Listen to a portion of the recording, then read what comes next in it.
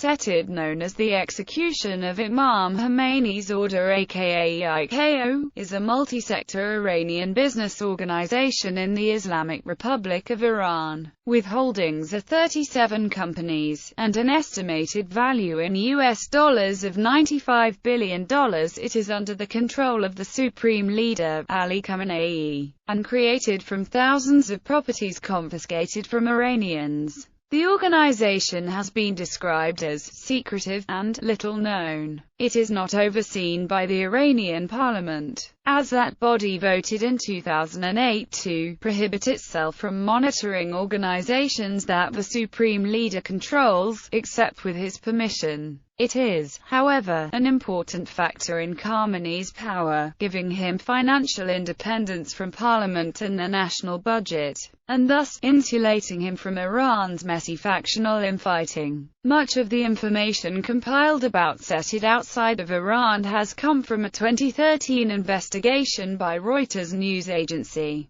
In response, Iranian authorities have stated the findings of the investigation lack any basis, are far from realities, and not correct, but given no further details. According to the same Reuters report, there is no evidence that Khamenei is tapping Setad to enrich himself. According to Professor Asad Abdul Rahman, however, an important issue was missed in the Reuters report, which is al-khums, or the fifth of excess income paid as a form of zakat, which is usually reserved for al-Bayt, Prophet Muhammad's household. The black turban of Khamenei signifies that he belongs to Imam Ali ibn Abi Talib and Fatima's household, and being al-Wali al-Faqih gives him the majority share of the fifth. As was the case with Ayatollah Khomeini, the amount is worth hundreds of millions of dollars accrued annually and added to Setad's revenues. History. The organization started in 1989 to manage and sell properties abandoned in the chaotic years after the 1979 Islamic Revolution. Much of its proceeds were to go to assist war veterans, war widows, and the downtrodden. In 2006,